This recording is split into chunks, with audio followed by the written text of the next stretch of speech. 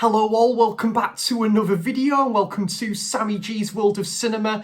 Today on the channel, I thought I would give a bit of an overview of my first ever cinema all-nighter, and this was the Halloween all-nighter at Tyneside Cinema.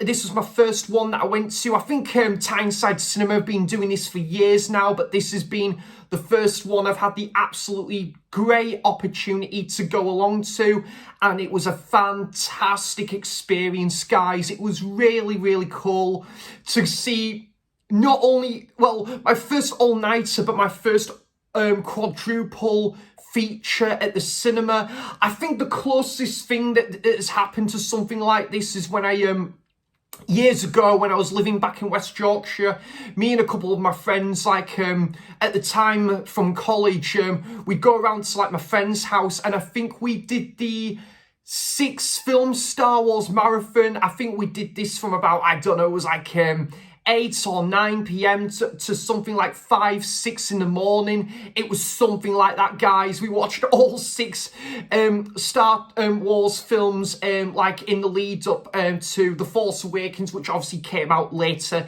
that year in 2015. But this was the first time I did a quadruple feature at the cinema, and yeah, incredible experience. I got there for about 10:30, and I met up with a couple of friends as well, and we went to see we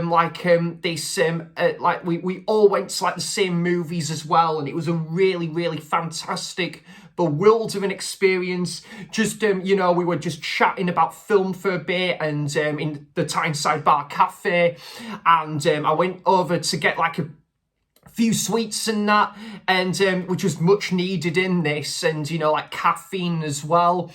And yeah, and then the first film, Zombie Flesh Eaters, which started at 10:55 p.m. No, I think the film started about maybe 5-10 minutes afterwards, just because the guy, he did a lecture. It was a lecture introduction about the film, and it was a great welcome into the all-nighter as well, and he talked a bit about the film as well, and it was a VHS print that was on the screen as well, and it looked great, actually. It didn't look, the film itself, it didn't on the VHS print, it didn't look absolutely great, but it was still great to see how it was originally released, and it was on at the cinema as well. So I couldn't really argue with that, how the film was originally released, and seeing it on the cinema, it was great. In the digital lounge, I was sat at the far side, and then and yeah, it was great to watch this thing unfold at the cinema and in the digital lounge. And Zombie Flesh Eaters, great film from Lucio Fulci from 1979. I think also known as, is it Zombie 2, is it? And yeah, one of the most beloved video nasties. I know John over at Mondo Chelovek is a big fan of this film. It is fucking awesome, guys. I love this film. Fucking awesome. Absolutely goresome, I should say. It is absolutely mental, some of the stuff that happens with this, the whole shark, and the zombie attacking the shark, and then you've got the the whole this virus with the zombies that just spreads on this island, and yeah, the whole investigation case with this lady's father. And you've got the really cool character, a doctor who's played by, I think, Ian McCulloch, not to be mistaken with Ian McCulloch from Echo and the Bunnymen, but Ian McCulloch plays this doctor in it. I think he was also in Contamination, which is another video nasty, which is a section 2 video nasty.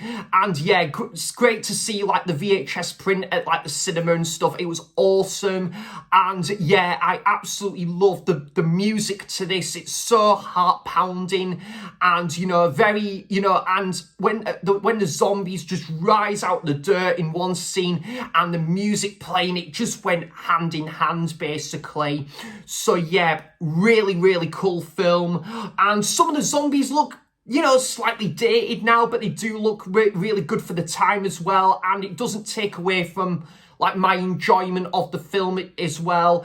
And I absolutely loved the final act. There was one, you know, like, horrifying scene with, like, the eye sequence as well, like was it like in that shed or something, you know, that was a really gruesome scene. And one scene at the start on this what do you call it, is it this police boat or police cruise or something? Yeah, that was quite a brutal scene as well. But a very cool film, great introduction at the film itself at the start as well. I'm going to give Zombie Flesh Eaters an 8 out of 10 and my full recommendation if you're into zombie films. And I don't know what happened to the tickets with Zombie Flesh Eaters, guys. I think we might have left those tickets by accident, but I thankfully kept the tickets for the other films. So yeah, the next one, we were in the Electro, which is on the upstairs and theatre, and then we went to go and see Scream 2. Yeah, and this was my first time watch of Scream 2, and this was supposed to be, I think, 2:55 a.m, like near to 3 o'clock in the morning, but because the clocks went backwards here in the UK on Sunday, it was actually 5 to 2 or near to 2 a.m, and Scream 2, which was a first time watch for me, I rewatched the original nearer to watching like this, because to refresh my memory on the original, and you know, it's an absolute classic staple of like cinema, 90s horror as well, and it's a really great first installment into that film series. Did I prefer Scream 2 to the original? No. But did I really enjoy Scream 2? Oh yes, I absolutely loved Scream 2. I must admit there was times in the film, by the way guys, I have just realised I've just remembered that there was a film I went to see before this, which was Texas Chainsaw Massacre 2. Oh no, I've done it in the wrong order. Never mind. I'll talk about Scream 2 and then I'll talk about the film prior to this, so at 2:55 a.m, Scream 2, yeah, this was great. A really great sequel to the original. I think this is meant to be acclaimed to be the best sequel of the barrel in the Scream film series. And I absolutely love it. I think it's a really good story to this one. You know, we have the return of Sydney from the original, and the news reporter Gail Williams, and then you've got Dewey, a couple of the other guys like Randy as well. So you've got some of the the gang from the original come back into this, and yeah, I think it's and you've got a couple of new characters in there as well, which I thought was really cool to see. And also, what I thought else was really good to see was that opening sequence, possibly better than the opening sequence to the original. I think that's very much in the conversation, you know, with the whole cinema sequence, which Scary Movie would parody that as well. And they would do like some sort of inside in the film of Scream 2, they would do like their own there was what was playing at the cinema in Scream 2 at the opening sequence was basically a film based on the film, a film about a film. So it was actually the film that was based off the original film. Really good to obviously that the film made a bit of a callback to the original. It didn't forget about the original shortly after, you know, obviously this was released after the original. And also, yeah, there was just a couple of really cool characters to kickstart this sequel. And, you know, there was tension that arose, which I know the original Scream really champions at, and this very much, like transitions into this sequel with like Ghostface, and obviously we're just the lead up to trying to find who the killer is. You know, I think there was a really cool like cat and mouse chase that played throughout, pretty much like the original. And I think this film took place at like this campus, wasn't it? And there was like was there like a library, I think there was, that was in the film at one point. And yeah, I also think as well that, like, especially in the final acts when things start to escalate, like you pretty much get a similar vibe to the final conclusion of the original as well. And yeah, and it's kind of a different setting, a similar tone, but I think that works very well for this sequel. And yeah, I also think the returning characters, couple new additions were really great in there as well. And yeah, it's a very fun sequel. I was falling asleep, and I was nearly falling asleep a couple of times because I was just that exhausted. You know, this was you know, like about 3 like in the morning, well, 3 in the morning, but 2 in the morning, 3 in the morning whilst watching this movie. And yeah, there was also there was a couple of brutal kills in this sequel that definitely caught me off guard, guys, I've got to say. So yeah, Scream 2, very cool sequel and a very good ending as well. I'm going to give this a 7.5 out of 10, and I think because I was tired a couple of times during the movie, maybe it's one that I'm definitely up for watching again in the future. And yeah, but very fun sequel this, and I can see why this is a very beloved sequel indeed. So Scream 2 would get my full recommendation and a 7.5 out of 10.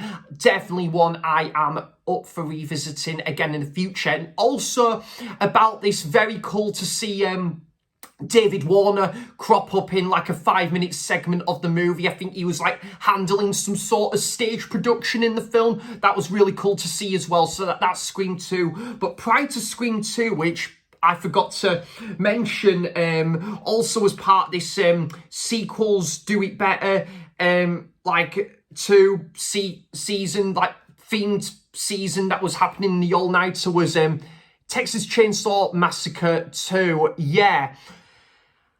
I didn't get round to seeing the original Texas Chainsaw prior to like watching this. I haven't seen the original Texas Chainsaw for 5 years or something, so it's been a canny while since I've last watched this movie. But did I really enjoy the sequel? I did. I really did. I need to go back and rewatch the original to see which one I prefer. But there's no doubt in my mind that I definitely prefer the original. But in its own right and on its own accord, I did had a very fun time with the sequel, which I know over time has grown a bit of a cult status. I did see this at the Electra as well, guys, prior to Scream 2. And this was on a 1:45 in the morning after I saw Zombie Flesh Eaters. So it was Zombie Flesh Eaters, then Texas Chainsaw 2, and then Scream 2 in that order. But yeah, Texas Chainsaw 2, I did see prior to Scream 2. And yeah, Tobe Hooper back in the director's chair. I think this came out, was it about 12 years after the like original film? And yeah, a complete 180, complete transition, changing direction compared to the original film. Me and my friends, we were talking to this guy that was sat next to us, and he says he's a big fan of this sequel, and you know, it kind of is a complete 180 to the original film, but the sequel that is kind of, you know, self-aware of what it is and doing its own thing. And yeah, I just liked the setting of this, like this basement that was like in this film. And you know, it was kind of felt like a bit of a maze game as well. And I think when Dennis Hopper came into this film, and Dennis Hopper with a chainsaw in one sequence, I'm like, let's go. You know, like this is, yeah, I thought he played a very fun character in this. And the one kind of gripe I had with the film was, there's a couple of gripes I had. There was this guy at the start of the film, which I think Jordan Movie Worm said this as well, that there's this guy at the start of the film that I think they kind of pranked the radio DJ. Not really a spoiler, to be fair. And it was at the start of the film, and they're constantly, I think they're just on the road, and this guy is constantly giggling, and giggling, and just, it was kind of that same laugh or something that, that was kind of a bit grating after a while. I must admit, the main protagonist, and yeah, I was speaking to Mike at Did You See That about this, that the main lady at the start of the film, the main lady that was in the film, who was like this radio DJ, I didn't really care for her character all that much, guys. I didn't think she was all that likeable. Not that I wanted anything bad to happen to her character or anything, but yeah, she just wasn't the most interesting the protagonist, and I didn't think she had the best dialogue at times, but also I think as well there was there was a couple scenes as well when she was constantly screaming, and that was kind of grating after a while.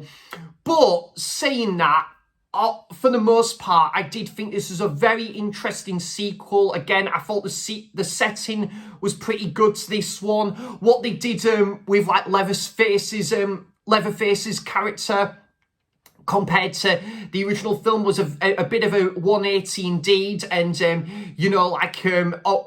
obviously, not as, maybe that Leatherface in this film was not as kind of brutal or abrupt as the Leatherface we knew in the original.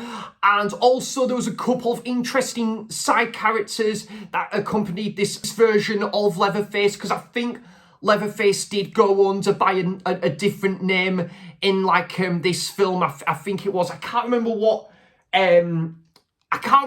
that new name was to Leatherface in comparison to the original film.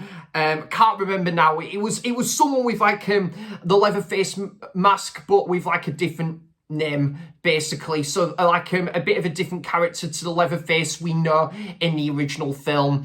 And there was a couple of other different, there was a couple of other side characters as well who were quite menacing and imitating at times, had a bit of a comical, tinge at times as well. Like the one guy, there was an interesting introduction to one of these side antagonist characters, and there was a whole build up with him, and then the introduction or reintroduction of this version of Leatherface in the sequel.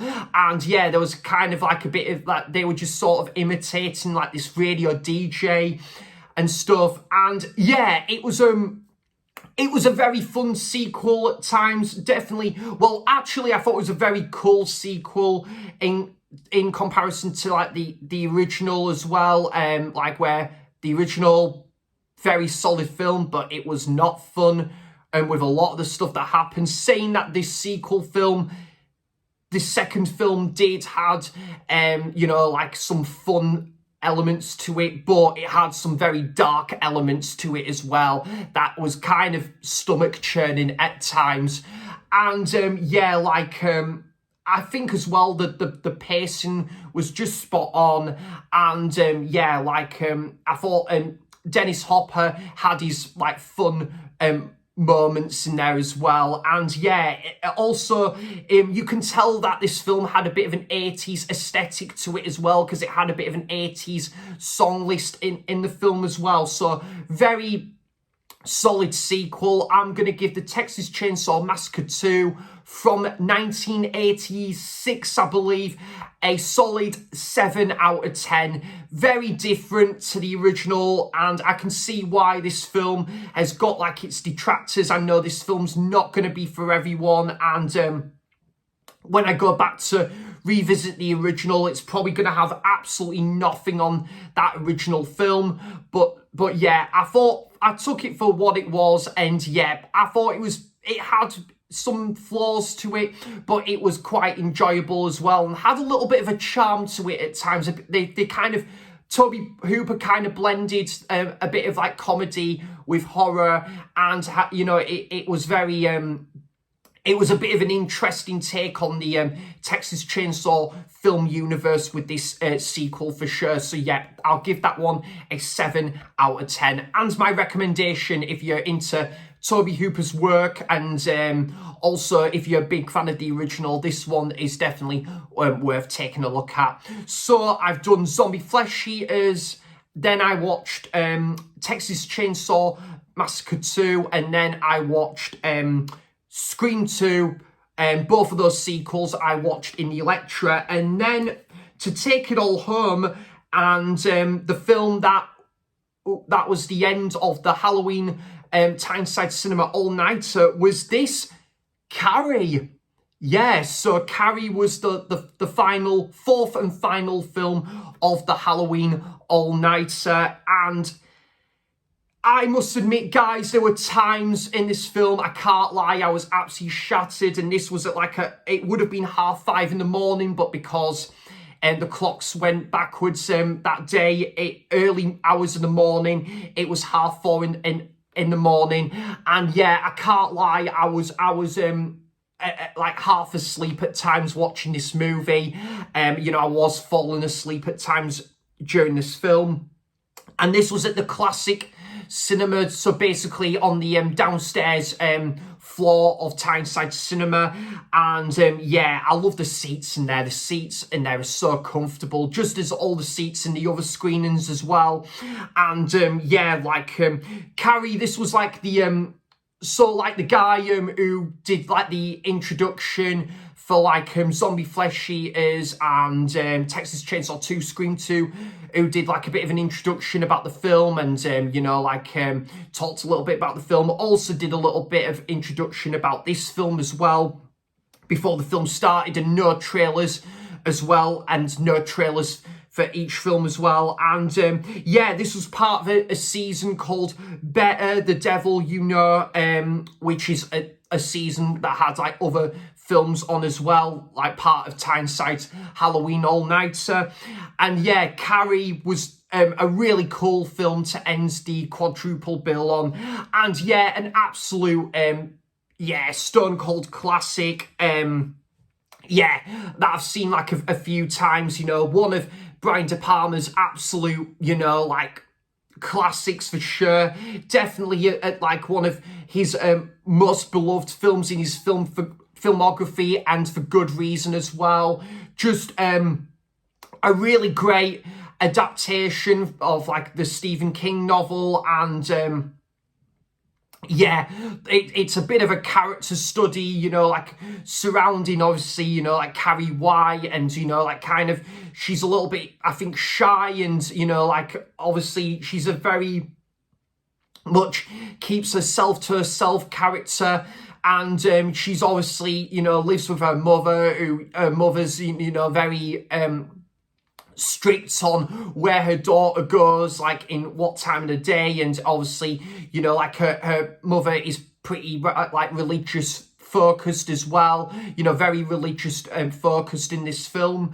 And yeah, like if Carrie ever so slightly misobeys like her mother's orders, her mother will definitely not stand for it. And yeah, also when Carrie really like fights for what she really wants to go for and going to like this prom night, then it not only showcases like her real emotions and how she's felt for a long time, but also it builds up to like what her mother has been feeling about this for a long time as well, about the idea of her going to prom night. And when she does it, it's kind of build up to that as well. So yeah, like there's a bit of build up there, but also Carrie going to the prom, obviously there is that classic build up and the tension that happens around there, and the iconic sequence as well in that film.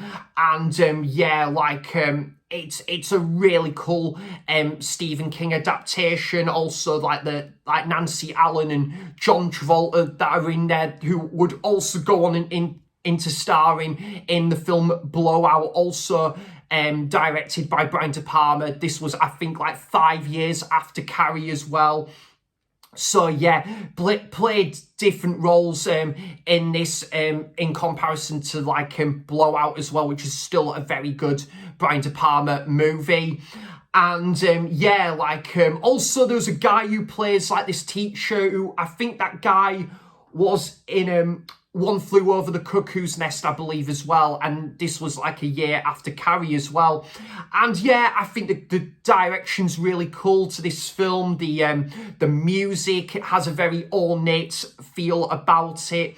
And, you know, this film has a lot of, you know, like it has like a lot of horror elements, but also drama elements to it as well. That is a bit of a slow burn at times, but it really builds up very well towards that, you know, that classic horrifying sequence that really comes into like the final half of the film. But everything else before that, guys, is still very good to watch and stuff. So yeah, Carrie, great 4K restoration as well. And I wouldn't mind getting like the Arrow 4K of this at some point, even though when I watched this at the cinema, I was kind of falling asleep at times. I was fighting sleep because I was trying to focus on the movie, and it was at 4:30 in the morning. But I was kind of sort of still watching the movie as well, and you know, I was loving the print and loving my time of watching this at the cinema. So Carrie, I am going to give a 8 out of 10. Fantastic film, one of my favourite horror films as well. And then after Carrie ended, after the film ended, I then went home. Yeah, I went home, and I got home about 7 a.m. and I had a power nap, guys. I was completely, shattered after, well, it was an amazing experience, but because I watched 4 movies in one night, I was absolutely shattered afterwards. And not because of the movies, not because of the experience, because it was a great experience, but I was falling asleep at times, but for the most part, I was still enjoying the films that I attended along to. It was totally worth it that you know, to go to this all-nighter for the experience. And the audience was great as well, by the way, guys, for each movie. The audience was great. And also, Scream 2, I think I forgot to add as well that I saw this in 35mm, and it was a really cool print as well. And yeah, I think out of the 4 films I went to see that night, I would say Carrie, as I predicted, is my favourite, but all these 4 films I really, really enjoyed. A couple of which were first-time watches for me, and a couple films like Zombie Flesh Eaters and Carrie were both revisits for me, and both very, very good films. So yeah, guys, if you've ever been to any of these Tyneside cinema all-nighters, or if you've been to a cinema all-nighter, wherever it's horror or another different theme, I would love to know all of that in the comments down below. And yeah, I'm definitely going to be doing this again next year, going to another Halloween all-nighter, because I had a fantastic fun night experience with this, and I'd happily do this again next year, next October. So yeah, guys, thanks for all your continued support on the channel, and yeah, thanks to my good friends that were there as well, and we had a great time watching all these 4 movies. And thanks to Tyneside Cinema for the great opportunity of this great Halloween all-nighter. I'm going to see Nightmare on Elm Street at Tyneside Cinema on Tuesday. I'm seeing Evil Dead 2 on Thursday as well. So I've got a couple of great horror movies that I'm seeing at Tyneside Cinema this week. So guys, thanks for watching. Cheers for stopping by. And until next time, I'll see you for the next video. Bye-bye.